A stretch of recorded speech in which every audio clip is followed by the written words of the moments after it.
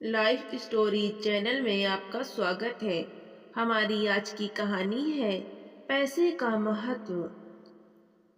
आज रागिनी का किसी काम में मन नहीं लग रहा था। अपनी बीमार बूढ़ी माँ की चिंता उसे रह रह कर सता रही थी, परंतु माँ का हाल चाल जानने के लिए सुबह से न जाने कितनी बार उसने अपने भाई को फोन लगाने की कोशिश की। बिल बज बज कर बंद हो जाती, लेकिन दूसरी ओर से कोई जवाब नहीं आ रहा था। दरअसल कुछ ही समय पहले रागिनी के भाई भाभी और माँ विदेश में जाकर बस गए थे। वैसे तो 4 महीने पहले तक 65 वर्ष की उम्र में भी उसकी माँ चुस्त दुरुस्त हुआ करती थी। घर के काम में भी बहू की पूरी मदद करती थी। उस समय रागिनी के पिताजी भी जीवित थे। उनके घर में खुशहाली ही खुशहाली थी, परंतु न जाने उनकी खुशियों को किसकी नजर लगी कि एक दिन अचानक उसके पिताजी सीढ़ियों से फिसल कर नीचे गिर गए और इस दुर्घटना में उन्हें ऐसी गंभीर चोटें लगीं जिससे उनका बूढ़ा शरीर झेल नहीं पाया और वे स्वर्ग सिधार गए। पति के इस तरह चले जाने का गम रागिनी की मां बर्दाश्त नहीं कर पाई और उन्हें एक गहरा सदमा लगा, जिस कारण उनकी याददाश्त चली गई। अब तो आलम ये था कि वो अपने परिवार के सदस्यों को भी नहीं पहचान पाती थी। डॉक्टर से इलाज करवाने के बावजूद उसकी मां की हालत में कोई सुधार नहीं आया। इस बात को अभी 3 महीने ही बीते थे कि रागिनी के भाई ने विदेश में सेटल होने का निर्णय ले लिया, लेकिन रागिनी नहीं चाहती थी कि उसकी मां ऐसी हालत में कहीं जाए। लेकिन उसके भाई भाभी ने कहा कि विदेश में चिकित्सा सुविधाएं ज्यादा अच्छी हैं। वहाँ वे लोग अच्छे से अच्छे डॉक्टर से इलाज करवाएंगे, जिससे माँ की हालत में जल्दी सुधार हो जाएगा। अभी रागिनी ये सब सोच ही रही थी कि उसी समय फोन की घंटी बजी। उसके भाई सौरभ का फोन था। रागिनी ने जल्दी से फोन लपका और चिंतित स्वर में बोली, हेलो भैया, कैसे हैं आप? मैं कितने दिनों से आपको फोन लगाने की कोशिश कर रही थी, लेकिन आपने फोन उठाया ही नहीं। सब ठीक तो है? हाँ रागिनी, सब ठीक है। दरअसल मैं आजकल ऑफिस में कुछ ज्यादा ही बिजी हूँ। क्या बताऊँ, 1 मिनट भी फुर्सत नहीं है। रात को भी घर देरी से लौटा था, इसलिए तुमसे बात नहीं कर पाया। अच्छा भैया, माँ कहाँ है? उनकी तबीयत के बारे में सोच सोच कर तो मुझे चिंता होती रहती है। अगर वो बात ना भी कर पाए तो आप वीडियो कॉल पर उनका चेहरा ही दिखा दीजिए। माँ का चेहरा देखकर ही मेरे मन को सुकून मिल जाएगा।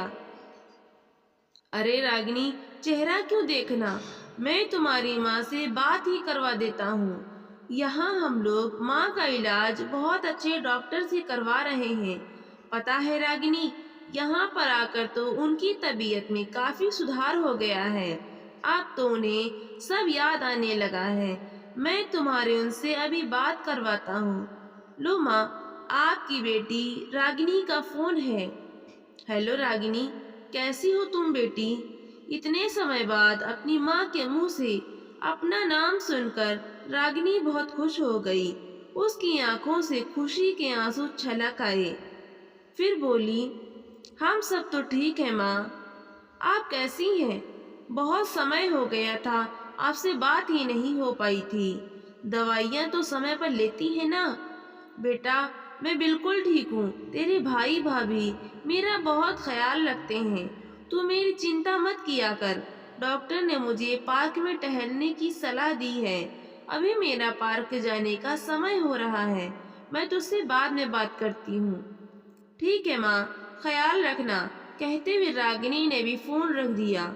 उसी समय रागिनी का पति राघव ऑफिस से घर लौट आया और रागिनी को देखकर बोला, क्या बात है? आज तो हमारी धर्मपत्नी का चेहरा खिला खिला लग रहा है। लगता है कि आज माँ से बात हो ही गई। अरे, आप आ गए? हाँ, मैं आज बहुत खुश हूँ। आप तो जानते ही हैं, जब से पापा हमें छोड़कर गए हैं तब से माँ की याददाश्त चली गई थी। उन्हें तो मेरा नाम तक भी याद नहीं था, लेकिन भैया ने विदेश में उनका इलाज किसी अच्छे डॉक्टर से करवाया है, तो अब उनकी याददाश्त वापस आ रही है। आज उन्होंने मुझे मेरे नाम से पुकारा। मुझे बहुत खुशी हो रही है। जिस हालत में माँ यहाँ से गई थी, मुझे तो बस उनकी ही फिक्र लगी रहती थी। आज इतने समय बाद उनसे बात करके बहुत अच्छा लगा। इतना कहकर रागिनी रसोई घर में जाकर अपने पति राघव के लिए चाय बनाने लगी। फिर राघव ने कहा, अच्छा रागिनी, अगले सप्ताह हमारी शादी की सालगिरह है और मैं सोच रहा था कि इस बार शादी की सालगिरह दोस्तों और रिश्तेदारों के साथ खूब धूमधाम से मनाएं और एक शानदार पार्टी रखें। फिर रागिनी बोली, अरे नहीं राघव, इस बार मैं सालगिरह के लिए कुछ और ही सोच रही हूँ। मुझे लगता है कि रिश्तेदारों और दोस्तों के साथ पार्टी करने से बेहतर है कि हम अपनी शादी की सालगिरह वाले दिन भगवान का शुक्रिया अदा करें और मंदिर में जाकर माथा टेकें और ज़रूरतमंद लोगों में उनकी आवश्यकता का सामान बांटें, जैसे कपड़े, भोजन वगैरह। कहते हुए रागिनी चाय प्याली में डालकर बाहर ले आई। रागिनी का आइडिया राघव को भी जच गया। वह बोला, इससे अच्छी बात और क्या हो सकती है। फिर रागिनी ने कहा कि क्यों न इस बार वृंदावन चलें और कान्हा जी के दर्शन करें। मैंने मन्नत मानी थी कि वहाँ ठीक हो जाएंगे तो हम ठाकुर जी के दर्शन करने वृंदावन जाएंगे। जो हुक्म मेरे आका।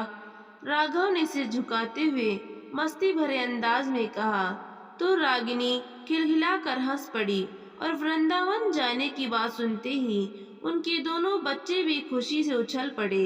फिर रागिनी बोली, तो ठीक है, हम कल बाजार जाकर गरीबों में बांटने के लिए खाने का सामान ले आएंगे। तो राघव बोला, खाने का सामान ही क्यों रागिनी, इतनी सर्दी है तो गरीबों में बांटने के लिए कंबल भी खरीद लाएंगे। सालगिरह वाले दिन रागिनी और राघव अपने बच्चों के साथ सुबह के 10 बजे ही मंदिर पहुंच गए। रागिनी ने देखा कि मंदिर के बाहर एक बड़ा सा छप्पर बना हुआ था, जहां न जाने कितने ही गरीब लोगों को आश्रय मिला हुआ था, जिनमें अधिकतर लोग बुजुर्ग थे। उनके चेहरे की झुर्रियां और बेबस आंखें बहुत कुछ बयान कर रही थीं। उनकी जर्जर और दीनहीन हालत देखकर रागिनी को उन पर तरस आ रहा था। रागिनी उन लोगों के लिए अपने हाथों से खाना बनाकर लाई थी। भूख से व्याकुल होने के कारण सब लोग झुंड बनाकर खाना मांगने लगे। तो राघव बोला, अरे अरे, सब लोग लाइन में बैठ जाओ, सबको खाना मिलेगा। सबको लाइन में बैठाकर रागिनी ने खाना बांटना शुरू किया। तो राघव अपने बच्चों के साथ सबको कंबल बांटने लगा। खाना मिलते ही वे लोग जल्दी जल्दी खाना खाने लगे। जैसे ही रागिनी खाना बांटते बांटते आगे पहुंची, तो लाइन में बैठी हुई एक बुजुर्ग महिला ने हाथ जोड़ते हुए उससे कहा, बेटी, मुझे और खाना भले ही मत दो, लेकिन एक कंबल और दे दो, रात को बहुत ठंड लगती है। तो फिर रागिनी पीछे मुड़ी और बोली, कोई बात नहीं अम्मा जी, मैं अभी कंबल लेकर आती हूँ। रागिनी ने देखा कि वह वृद्ध औरत ठीक ढंग से बैठ भी नहीं पा रही थी, शायद उसे टांग में कुछ चोट आई थी। कंबल लाने के लिए जैसे रागिनी जाने लगी, तभी अचानक उसकी नजर उस असहाय औरत के चेहरे पर पड़ी और उसके पैरों तले जैसे जमीन ही खिसक गई। उसकी हैरानी का ठिकाना न रहा। उसके हाथों से भोजन का थाल छूटकर नीचे गिर गया। तभी राघव उसके पास आया और बोला, क्या हुआ रागिनी, तुम ठीक तो हो? लेकिन रागिनी तो सामने बैठी औरत की ओर देखते हुए बस जोर जोर से रोती जा रही थी। फिर राघव उस वृद्ध औरत की ओर देखते हुए हैरानी से बोला, माँ, आप यहाँ, और वो भी इस हालत में? लेकिन वह वृद्ध औरत अवाक रहकर केवल रागिनी को देखती ही जा रही थी। ये सब देखकर एक वृद्ध व्यक्ति जो मंदिर के बाहर फूल और प्रसाद बेचते थे वहां आए और बोले, क्या हुआ बेटी, क्या आप इस बूढ़ी औरत को जानते हैं? तभी रागिनी फफकते हुए बोली, हाँ, यह मेरी माँ है, देवकी शर्मा। तभी उस वृद्ध व्यक्ति ने कहा, बेटी, करीब 1 महीना पहले की बात है। एक औरत इन्हें मंदिर की सीढ़ियों पर बिठा कर चली गई थी। और उसके बाद फिर कभी लेने नहीं आई। तब से ये यहीं पर रह रही हैं। लेकिन मैं हैरान हूँ कि इन्हें अपने जीवन की पिछली बातें भी याद नहीं हैं। ये कहाँ रहती हैं? यहाँ तक कि इन्हें तो अपना नाम भी नहीं मालूम। और बेटी, अगर ये तुम्हारी माँ है तो फिर इनकी ऐसी हालत कैसे हुई? तो रागिनी बोली, मुझे तो कुछ समझ नहीं आ रहा। मेरी माँ तो बिल्कुल ठीक हो चुकी थी। फिर राघव ने कहा, लेकिन माँ जी को तो तुम्हारे भैया अपने साथ विदेश लेकर गए थे और 3-4 दिन पहले ही माँ से तुम्हारी बात भी हुई है। फिर माँ जी यहाँ और ऐसी हालत में, यह कैसे संभव है? फिर रागिनी ने कहा, और माँ की तो याददाश्त भी वापस आ गई थी। फोन पर इन्होंने मुझसे बहुत अच्छे से बात की थी, लेकिन यहाँ तो मुझे पहचान भी नहीं पा रही हैं। फिर राघव बोला, इन्हें तो कुछ याद ही नहीं है जो यह कुछ बताएंगी कि आखिर बात क्या है। चलो रागिनी, वो सब बाद में देखते हैं। पहले माँ जी को अपने साथ घर लेकर चलते हैं। ऐसा कहते हुए राघव ने देवकी जी को उठने में मदद की और वे लोग कार में बिठाकर उन्हें अपने घर ले आए। घर पहुंचकर रागिनी ने अपनी माँ को नहलाकर साफ सुथरे कपड़े पहनाए और फिर उन्हें खाना खिलाकर बिस्तर पर आराम से लिटा दिया। लेकिन रागिनी और राघव अभी तक उलझन में थे और इसी उलझन को सुलझाने के लिए रागिनी ने अपने भाई को फोन लगाया। हेलो भैया, कैसे हो आप? कहीं बिजी तो नहीं? तभी रागिनी का भाई बोला, अरे नहीं नहीं, घर पर ही हूँ। अभी अभी नाश्ता किया है। तेरी भाभी पारुल ने चटपटे आलू के पराठे बनाए थे, खाकर मजा ही आ गया। अच्छा भैया, एक बार माँ से तो बात करवाना। वो क्या है ना, बच्चे नानी से बात करने की जिद कर रहे थे। सारा मामला जानने के उद्देश्य से रागिनी ने कहा तो सौरभ बोला, ठीक है रागिनी, अभी करवाता हूँ। लीजिए माँ, रागिनी का फोन है। दूसरी ओर से हूबहू रागिनी की माँ जैसी आवाज आई, रागिनी बेटी, अभी मेरी तबीयत कुछ ठीक नहीं है। सिर में बहुत जोर से दर्द हो रहा है। मैं दवाई खाकर सोने जा रही हूँ। तुझसे फिर कभी बात करूँगी। वो आवाज सुनकर तो रागिनी का सिर चकराने लगा। आखिर ये क्या हो रहा है? फिर थोड़ी देर बाद रागिनी के भाई ने फोन लेते हुए कहा, वो क्या है ना रागिनी, माँ को यहाँ आकर सर्दी जुकाम लग गया है, इसलिए थोड़ी सुस्त सी रहती हैं। मैं तुम्हारे फिर कभी बात करवा दूंगा। अपनी माँ से फोन पर बात करने के बाद रागिनी हैरान रह गई कि आखिर जो उसने फोन पर आवाज सुनी थी वो किसकी थी। अब तो वो और भी ज्यादा उलझन में पड़ गई। फोन स्पीकर पर था। राघव ने भी फोन पर चल रही सारी बातें सुनी थी। वो बोला, रागिनी, क्या तुम्हें पक्का यकीन है कि यह तुम्हारी माँ ही है? कहीं हम किसी और को तुम्हारी माँ समझकर तो घर नहीं ले आए? तो रागिनी बोली, आप भी कैसी बातें कर रहे हैं? बेटी हूँ मैं उनकी, क्या मैं उन्हें नहीं पहचानूंगी? फिर भी यदि कोई शक की गुंजाइश है तो मैं एक बार चेक कर लेती हूँ। कुछ वर्षों पहले माँ की टांग का ऑपरेशन हुआ था और उनके टांग में रॉड डाली गई थी। उसका निशान अब भी उनकी टांग पर होना चाहिए। ऐसा कहते हुए रागिनी अपनी माँ के पास गई और उनकी टांग पर से कपड़ा हटाया। निशान वही मौजूद था। अब उसे पक्का यकीन हो गया था कि यही उसकी माँ है। लेकिन राघव, अब तक भैया मुझे किसकी आवाज सुनाते आए थे? जरूर कोई बहुत बड़ी साजिश रची जा रही है, लेकिन इसका खुलासा कैसे होगा? वे लोग तो विदेश में हैं और माँ को कुछ याद नहीं है। तो राघव बोला, रागिनी, शांत हो जाओ। सबसे पहले हम माँ जी का किसी अच्छे डॉक्टर से इलाज करवाते हैं। माँ का ठीक होना सबसे ज्यादा जरूरी है। फिर रागिनी अपनी माँ के पास आई और बोली, माँ, आप मुझे कैसे भूल सकती हैं? अपनी बेटी में तो आपकी जान बसती थी ना, कुछ तो याद कीजिए। कहते कहते रागिनी फूट फूट कर रोने लगी। फिर रागिनी की माँ ने कहा, बेटी, मुझे कुछ याद नहीं कि तुम कौन हो, लेकिन तुम रो मत। तुम तो भगवान में विश्वास रखती हो। जरूरतमंद लोगों का भला करती हो। भगवान तुम्हारी सारी परेशानियां दूर कर देंगे, चिंता मत करो। ऐसा कहते हुए रागिनी की माँ ने उसके आंसू साफ किए और उसके सिर पर प्यार भरा हाथ रखा। अपनी माँ का स्नेह पाकर रागिनी के दिल को एक सुकून मिला, लेकिन उसके भाई भाभी ने माँ के साथ ऐसा क्यों किया, यह सोच सोच कर वो अंदर ही अंदर परेशान हो रही थी। अगले दिन रागिनी अपने पति राघव के साथ माँ को डॉक्टर के पास ले गई। जांच पड़ताल करने के बाद डॉक्टर ने बताया कि हालांकि याददाश्त का वापस आना बहुत मुश्किल होता है, परंतु यदि उचित समय पर दवाई दी जाए और मरीज को पुरानी बातें याद दिलाई जाएं, तो शायद ऐसा संभव हो सकता है, लेकिन कुछ पक्का नहीं कह सकते। यह सुनकर रागिनी थोड़ा मायूस हो गई। वे लोग देवकी जी को अपने साथ घर वापस ले आए। घर पहुंचकर रागिनी ने सबको खाना खिलाकर माँ को दवाई दी। जब देवकी जी सो गईं, तो रागिनी ने राघव से कहा, आज से पहले मैंने खुद को कभी इतना लाचार महसूस नहीं किया था।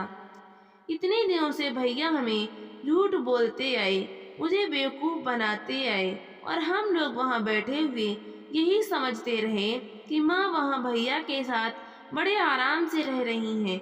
मेरे दिमाग में एक बार भी यह बात नहीं आई कि माँ जितनी बार भी मैंने भैया को माँ से वीडियो कॉल पर बात करवाने के लिए कहा, तो भैया हर बार कोई न कोई बहाना बनाकर उस बात को टाल देते थे।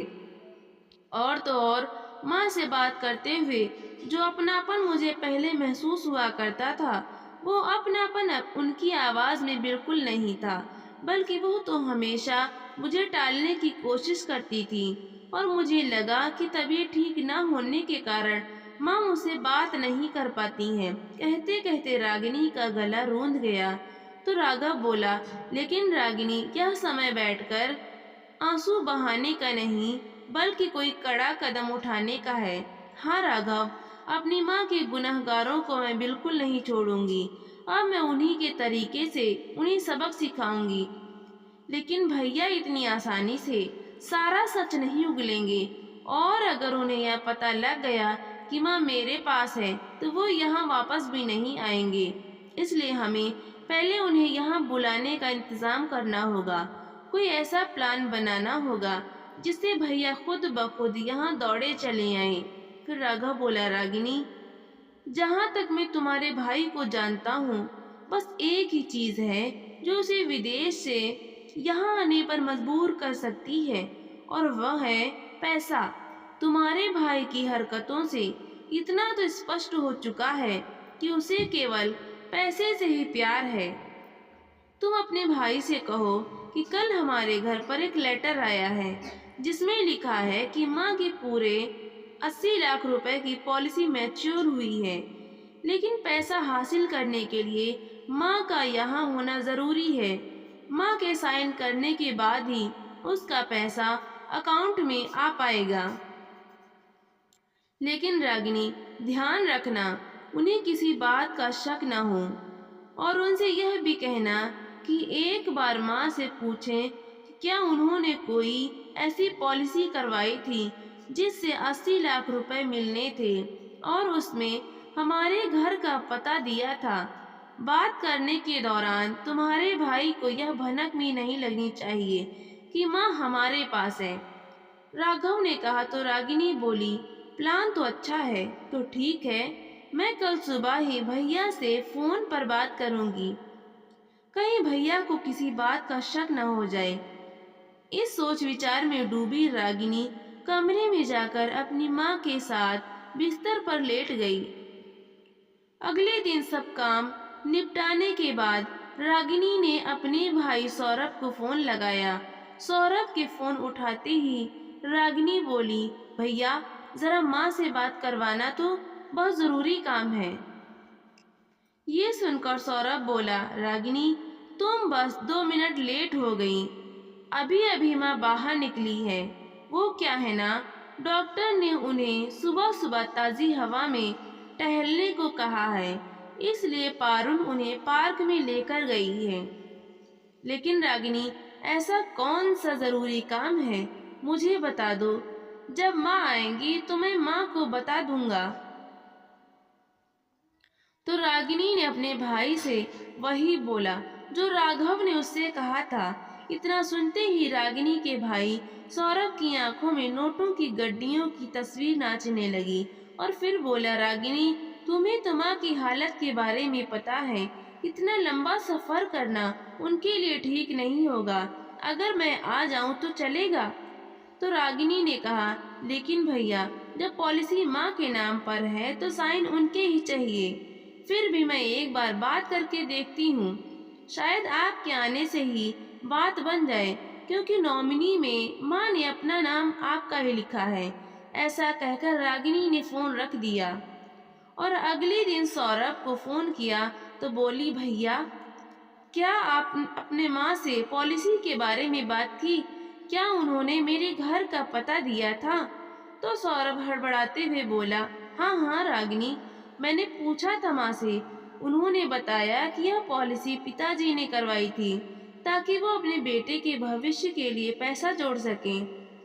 अपने भाई को झूठ पर झूठ बोलते थे। रागिनी हैरान रह गई और फिर बोली, ठीक है भैया, मैंने पता करवाया है। आपके आने से भी काम बन जाएगा, माँ का आना जरूरी नहीं है। फिर सौरभ बोला, ठीक है, मैं टिकट का इंतजाम करता हूँ और जल्द से जल्द पहुँचने की कोशिश करूँगा। लेकिन भैया, आप अकेले क्यों? साथ में भाभी को भी ले आना। रागिनी ने कहा तो सौरभ बोला, हाँ, वैसे तो बहुत दिन हो गए तेरी भाभी को भी अपने मायके गए हुए। वो भी वहां आकर अपने मायके वालों से मिल लेगी। वैसे भी यह माँ की देखभाल करने के लिए फुल टाइम मेड है। वो माँ का अच्छे से ख्याल रखती है। यह बातें सुनकर रागिनी सोचने लगी कि कैसे एक के बाद एक भैया इतनी सफाई से झूठ बोलते जा रहे हैं। लेकिन मैंने भी ठान लिया है कि भैया की हर एक करतूत का करारा जवाब दूंगी। माँ की याददाश्त वापस लाने के लिए उसने अपनी माँ को एक एल्बम दिखाई जिसमें उनके पूरे परिवार की तस्वीरें थीं। लेकिन देवकी जी उन तस्वीरों को किसी अनजान व्यक्ति की तरह देख रही थी। वो किसी को पहचान नहीं पा रही थी, परंतु जैसे ही उन्होंने अपनी बहू की तस्वीर देखी तो वो कुछ असहज हो गई। इसे मुझसे दूर ले जाओ, ऐसा कहते हुए गुस्से और डर के मिश्रित भाव उनके चेहरे पर आ गए और उन्होंने एल्बम उठाकर फेंक दी। रागिनी समझ नहीं पा रही थी कि आखिर उसकी माँ ऐसा व्यवहार क्यों कर रही थी। हर रोज शाम के समय रागिनी उन्हें घर के पास के ही एक पार्क में ले जाती थी। वहीं एक बेंच पर बैठकर रागिनी अपनी माँ को पुरानी बातें याद दिलाने की कोशिश किया करती थी। लेकिन माँ की तबीयत में कुछ खास सुधार नहीं आ रहा था। फिर एक दिन रागिनी ने फैसला किया कि वो अपनी माँ को उनके उसी मकान में लेकर जाएगी जहाँ वो हमेशा से रहती आई थी। शायद वहाँ जाकर माँ की हालत में कुछ सुधार आ जाए। जब रागिनी अपनी माँ को लेकर उनके घर पहुंची और मेन गेट खोलने लगी तो यह देखकर हैरान रह गई कि गेट अंदर से बंद था। तभी वहाँ एक बुजुर्ग औरत आई और बोली, अरे देवकी, कैसी हो तुम? बड़े दिनों बाद तुमसे मिलना हुआ। वो बुजुर्ग औरत देवकी जी की पड़ोसन राधा थी। नमस्ते आंटी, कैसी हैं आप? रागिनी ने कहा तो राधा जी बोली, मैं ठीक हूँ बेटा, तुम कैसी हो और यहाँ कब आई? बस आंटी, कुछ दिनों पहले ही मेरे पति का इस शहर में ट्रांसफर हुआ है। फिर उसकी माँ की ओर देखते हुए राधा जी बोली, लेकिन बेटी, तेरी माँ मुझे कुछ ठीक नहीं लग रही। क्या बताऊँ आंटी, जब से पापा हमें छोड़कर गए हैं तब से माँ की यही हालत है। भैया ने भी माँ का बहुत इलाज करवाया था, लेकिन माँ की हालत जस की तस बनी हुई थी। अरे बेटी, तू इलाज की बात करती है? तेरे भाई भाभी तो तेरे माता पिता से कभी ठीक ढंग से बात तक नहीं करते थे। अक्सर तेरी माँ अपना दुखड़ा मेरे आगे रोया करती थी। मैंने उसे बहुत कहा था कि एक बार इस बारे में अपनी बेटी को खबर करो। लेकिन वो तुम्हें परेशान करना नहीं चाहती थी, इसलिए वो चुप रही। तुम्हें मालूम है बेटी, जब तुम्हारे पिताजी जीवित थे तो अक्सर इस घर से लड़ाई झगड़े की आवाजें आती थीं। जिस दिन तुम्हारे पिता की मृत्यु हुई उस दिन भी घर में खूब लड़ाई झगड़ा हुआ था। और तुम्हारे तुम्हारे पिता के जाने के बाद जब देखी कि यह हालत हुई, तब भी तुम्हारी माँ को अकेला छोड़कर घर को ताला लगाकर तेरे भाई भाभी 4 दिनों के लिए घूमने निकल गए थे और घर की चाबी मेरे पास रख गए थे। इतने दिन वो बिना खाए पिए कैसे रहेंगी? इस बात की उन्हें कोई चिंता नहीं होती थी। चाबी मेरे पास होती थी तो मैं जाकर उसे खाना दे आती थी। तुझे क्या लगता है कि तेरे भाई भाभी ने तेरी माँ का इलाज करवाया होगा? कहते कहते राधा जी की आवाज रुआंसी हो गई। यह सारी बातें सुनते सुनते रागिनी के दुख का ठिकाना न रहा और वो फूट फूट कर रोने लगी। राधा जी ने उसके आंसू पोंछते हुए उसे अपने घर के अंदर आने को कहा तो रागिनी खुद को संभालते हुए बोली, नहीं आंटी, मैं माँ को उनके अपने घर में लेकर आई थी ताकि उन्हें कुछ पुरानी बातें याद दिला सकूं। तो राधा जी बोली, बेटा, अब यह घर तेरी माँ का रहा ही कहाँ? यह घर तो विदेश जाने से पहले तेरे भाई भाभी ने बेच दिया था। तभी रागिनी ने हैरानी भरे स्वर में कहा, भैया ने यह मकान बेच दिया और मुझे पता तक नहीं। लेकिन पापा के जाने के बाद तो माँ इस मकान की मालकिन थी, तो भैया इसे कैसे बेच सकते हैं? तो राधा जी बोली, अरे बेटी, तेरी माँ की ऐसी हालत ही कहाँ थी जो किसी बात का विरोध कर सके। लेकिन बेटी, वो तो देवकी को भी अपने साथ ही लेकर गए थे ना, फिर ये यहाँ कैसे? राधा जी ने पूछा तो रागिनी ने रोते हुए उन्हें सारी बात बताई कि उसे उसकी माँ किस हालत में मिली और उसके बाद क्या क्या हुआ। सौरभ की करतूत सुनकर राधा जी आश्चर्यचकित रह गईं। फिर रागिनी बोली, अपने माँ पिताजी के एक एक आंसू का बदला मैं उनके गुनाहगारों से जरूर लूंगी। फिर राधा जी बोली, बेटी, कभी किसी काम में हमारी कोई मदद चाहिए तो बिना झिझक के बताना। कितनी जिंदा दिल हुआ करती थी मेरी सहेली देवकी, और बेचारी पर न जाने ऐसी क्या बीती जो इसकी यह हालत हो गई। दुखी मन से रागिनी अपनी माँ को लेकर वापस घर आ गई। कुछ दिन बीते तो रागिनी का भाई सौरभ भी अपनी पत्नी के साथ भारत पहुंच गया। उनके रागिनी के घर पहुंचने से पहले ही रागिनी ने अपनी माँ को एक कमरे में छुपा दिया था। जब भाई भाभी घर पहुंचे तो रागिनी और राघव ऐसा व्यवहार कर रहे थे कि मानो उन्हें कुछ मालूम ही न हो। अभी 5 मिनट भी नहीं बीते थे कि सौरभ बोला, रागिनी, पेपर्स पर साइन करने कब चलना है? तो राघव ने कहा, अरे भैया, आप लोग अभी अभी तो आए हैं, यह सब काम भी हो जाएगा, इतनी भी क्या जल्दी है? कोई परेशानी है क्या? फिर रागिनी ने कहा, हाँ भैया, जरा थोड़ी देर बैठकर चाय नाश्ता तो कर लो। तो सौरभ बोला, अरे नहीं नहीं, दरअसल वहाँ माँ अकेली है और अब मुझे उनकी चिंता हो रही है। अब जितने अच्छे तरीके से हम उनकी देखभाल कर सकते हैं, मेड तो नहीं करेगी ना। हम अपने लिए परेशान नहीं हैं, बस माँ के कारण जल्दबाजी कर रहे हैं। फिर उसकी पत्नी पारुल बोली, हाँ दीदी, आपके भैया को तो माँ जी की इतनी चिंता है कि उनके खाने पीने से लेकर दवाइयों तक का खुद ध्यान रखते हैं, इसलिए उन्होंने कल सुबह के फ्लाइट की टिकट भी बुक करवा ली है वापस जाने के लिए। उसी समय रागिनी बोली, हाँ भैया, माँ की चिंता होनी तो जायज है। एक काम करो, माँ को फोन कर लो या फिर वीडियो कॉल ही कर लो, उनसे बात भी हो जाएगी और पता भी चल जाएगा कि वो ठीक ठाक है या नहीं। उसी समय सौरभ हड़बड़ाते हुए बोला, अरे नहीं नहीं, वैसे ही माँ की तबीयत ठीक नहीं रहती और इस समय वो खाना खाकर सो चुकी होंगी।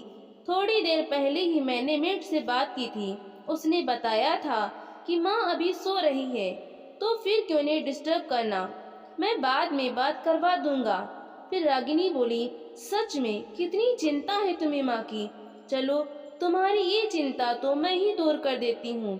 तुम लोग ना सही, मैं तुम्हें माँ से मिलवा देती हूँ। इतना सुनते ही सौरभ और उसकी पत्नी हैरानी से कभी रागिनी की ओर देखते तो कभी एक दूसरे की ओर। उसी समय राघव देवकी जी को कमरे से बाहर ले आया। उन्हें अपने सामने देखते ही सौरभ और पारुल की आंखें फटी की फटी रह गईं। उनके पसीने छूटने लगे तो रागिनी बोली, अरे क्या हो गया भैया, आप इतना चौंक क्यों गए? आप दोनों को क्या लगा था कि इतना बड़ा कांड करने के बाद आप लोग यूं ही बच जाओगे?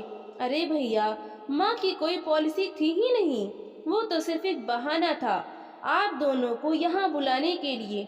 और देखो, आप लोग पैसों के लालच में यहाँ तक चले भी आए, और क्यों ना आते। पैसों के लालच में तो आपने माँ और पिताजी का भी जीना हराम कर दिया, तो फिर विदेश से यहाँ आना तो बहुत छोटी सी बात थी, है ना भैया? और वैसे भी माँ ने मुझे आप लोगों की सच्चाई पहले ही बता दी थी, और अब आप दोनों वापस विदेश नहीं जेल जाएंगे। रागिनी ने ऊंची आवाज में कहा। तो सौरभ कांपते हुए बोला, क्या क्या कहा तुमने? माँ ने तुम्हें हमारी सच्चाई बताई है, लेकिन माँ यह सब तुम्हें कैसे बता सकती हैं? माँ, क्या आपको सब कुछ याद आ गया है? तो रागिनी ने कहा, अच्छा, तो इसका मतलब यह कि तुम मानते हो कि यह हमारी माँ है। तो फिर अब इस बात का भी खुलासा कर ही लो कि तुमने अपनी ही माँ को ऐसी हालत में तिल तिल मरने के लिए क्यों छोड़ दिया? क्या तुम्हें माँ पर बिल्कुल तरस नहीं आया? इतना सुनते ही सौरभ की नजरें नीचे झुक गईं। फिर रागिनी कड़कते स्वर में बोली, भैया, सच सच बताओ, जिससे आज तक तुम मेरी बात करवाते आए थे, वो औरत कौन थी जिसकी आवाज बिल्कुल माँ की तरह थी? मेरे पास तुम्हारे खिलाफ कुछ ऐसे सबूत हैं जिससे मैं तुम्हें जेल की हवा खिला सकती हूँ। फिर तुम विदेश जाना तो दूर, एयरपोर्ट तक भी नहीं पहुँच पाओगे। लेकिन अगर सच्चाई बता दी तो शायद मैं तुम्हें माफ कर दूं। फिर सौरभ ने कहा, मैं हमेशा से ही विदेश जाकर वहां बसना चाहता था, और जब इस बारे में मैंने पिताजी से बात की और उन्हें मकान बेचने को कहा ताकि मैं विदेश जाने के लिए पैसे जुटा पाऊं, तो पिताजी ने साफ साफ मना कर दिया। और जब पिताजी की मृत्यु हुई तो उसके बाद माँ की याददाश्त भी चली गई, और हमने इसी बात का फायदा उठाया। विदेश जाने के लिए मैंने मकान बेचने का फैसला कर लिया।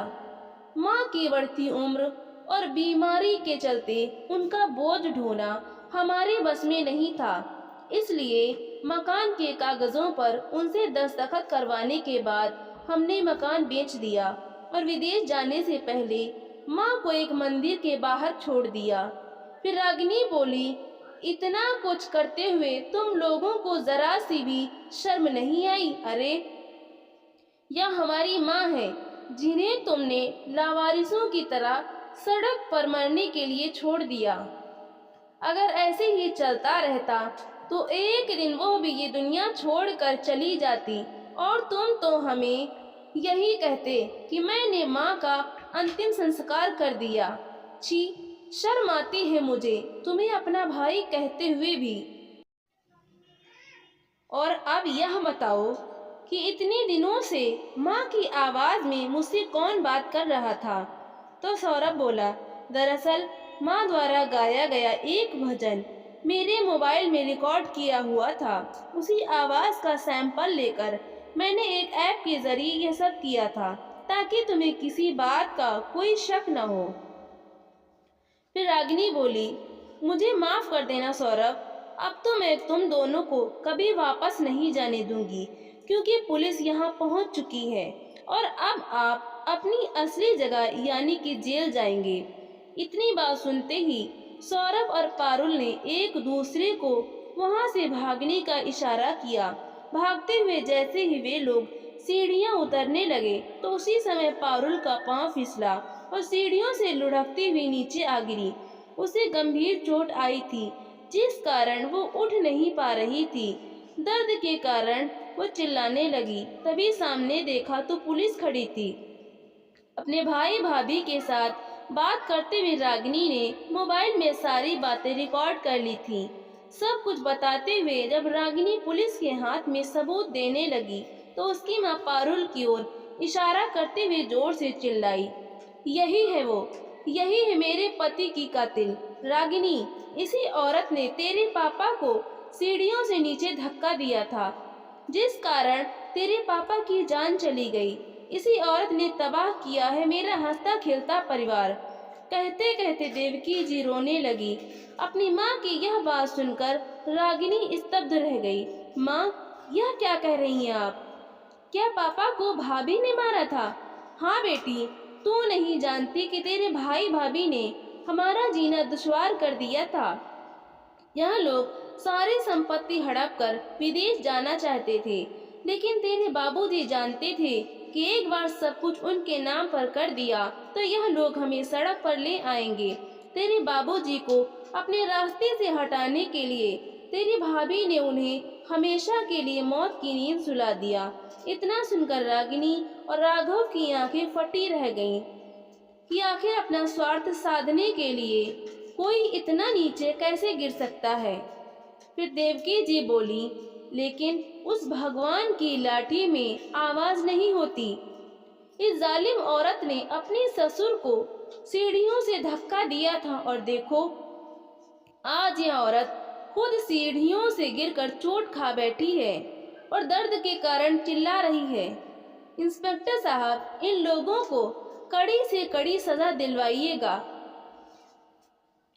तभी सौरभ माँ के पैर पकड़कर बोला, मुझे माफ कर दो माँ, मैं बड़ी मुश्किल से विदेश में सेटल हो पाया हूँ, सब कुछ बर्बाद हो जाएगा। उसी समय देवकी जी ने उसके मुंह पर एक जोरदार थप्पड़ लगाया और बोली, तुम्हारे गुनाहों की कोई माफी नहीं है। तुमने जो कुछ किया है उसकी सजा तो तुम्हें मिलकर ही रहेगी। पुलिस ने सौरभ को गिरफ्तार कर लिया और पारुल को हिरासत में लेने से पहले पुलिस की निगरानी में अस्पताल में इलाज के लिए भेज दिया गया। फिर रागिनी अपनी माँ को गले लगाते हुए बोली, माँ, आपको सब कुछ याद आ गया? तो देवकी जी बोली, हाँ बेटा, पारुल को सीढ़ियों से गिरते देख मुझे फिर से वही मंजर याद आ गया जब उसने तेरे पापा को सीढ़ियों से धक्का दिया था, और उसके साथ सारी पिछली बातें भी याद आ गईं। तो रागिनी ने मुस्कुराते हुए कहा, लेकिन माँ, अब खुशी मनाने के दिन आ गए हैं, तो भूल जाइए पुरानी बातों को। रागिनी की बात सुनकर उसके दोनों बच्चे बोले, अरे माँ, अभी अभी तो नानी को सब कुछ याद आ गया है और आप कहती हैं कि भूल जाओ। बच्चों की बात सुनकर रागिनी अपने माथे पर हाथ रखते हुए बोली, अरे मेरा मतलब है कि पुरानी कड़वी यादों को भूल जाओ। इस बात पर वे सब लोग हंस पड़े। तो दोस्तों, आपको ये कहानी कैसी लगी? लाइक करें, शेयर करें और कमेंट करके हमें ज़रूर बताएं और चैनल को सब्सक्राइब करना बिल्कुल भी ना भूलें। तो मिलते हैं हम अगली नई कहानी के साथ। बहुत बहुत धन्यवाद।